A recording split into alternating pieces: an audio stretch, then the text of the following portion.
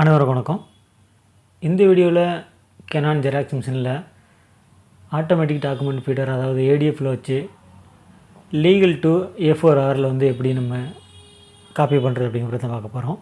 அதாவது ஒரிஜினல் லீகலில் கொடுத்துருப்பாங்க, அதை நம்ம A4Rல் எப்படி எடுக்கிறது அப்படிங்கிறத பற்றி பார்க்க போகிறோம். முதல்ல லீகலை ஏடிஎஃப்பில் ப்ளேஸ் பண்ணிக்கோங்க. பேப்பருக்கு ரெண்டு பக்கமே இந்த சைடில் இருக்கிற அந்த பிளேட் டைட்டாக இருக்கிற மாதிரி வச்சுக்கோங்க. அடுத்ததாக இங்கே ஸ்க்ரீனில் பார்த்திங்க அப்படின்னா காப்பி ரேஷியோ அப்படின்னு ஒரு ஆப்ஷன் இருக்கும், அதை டச் பண்ணிக்கோங்க. கீழே பார்த்திங்க அப்படின்னா ஆட்டோ அப்படின்னு இருக்கும், அதை செலக்ட் பண்ணிக்கோங்க. இங்கே பார்த்திங்கனாலே தெரியும், ஆட்டோங்கிற டச் பண்ணிக்கோங்க. அடுத்ததாக பார்த்திங்க அப்படின்னா என்டையர் இமேஜ் அப்படின்னு இருக்கும், அந்த என்டையர் இமேஜையும் டச் பண்ணிவிட்டு அடுத்ததாக டன் கொடுத்துருங்க. டன் கொடுத்தீங்க அப்படின்னா உங்களுக்கு இந்த மாதிரியான டிஸ்பிளே வரும். ஆட்டோன்னு தான் இருக்கும், அதை நீங்கள் எதுவுமே சேஞ்ச் பண்ணாதீங்க.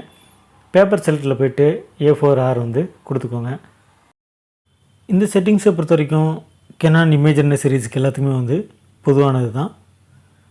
ரேராக ஒரு சில மாடலுக்கு வேறுபடலாம். ஒரிஜினல் ப்ளேஸ் பண்ணிவிட்டு நீங்கள் ஸ்டார்ட் கொடுத்தீங்கன்னா போதும். 2 சைடுனா 2 சைடு கொடுத்துக்கோங்க. சிங்கிள் பேஜ்னு எதுவுமே பண்ண வேண்டியதில்லை, டைரெக்டாக நீங்கள் ஸ்டார்ட் போயிடலாம். பார்த்திங்க அப்படின்னா உங்களுக்கு இப்போ எல்ஜிஎல் பேப்பர் எக்ஸாக்டாக A4Rல் ஜூம் பண்ணி கொடுத்துரும். அதாவது நீங்கள் XY எந்த பெர்சன்டேஜில் வைக்கணும் அப்படிங்கிற மாதிரியான குழப்பம் உங்களுக்கு தேவையில்லை. ஆட்டோன்னு கொடுத்தீங்கனாலே இந்த மிஷினே உங்களுக்கு அந்த A4Rக்கு தகுந்த மாதிரி அதை ஜூம் பண்ணி கொடுத்துரும். காப்பி ரேஸை எப்படி பயன்படுத்துகிறங்கிற இந்த வீடியோ உங்களுக்கு பயனுள்ளதாக இருக்கும் நம்புகிறேன். மீண்டும் இன்னொரு வீடியோவில் சந்திக்கலாம். நன்றி, வணக்கம்.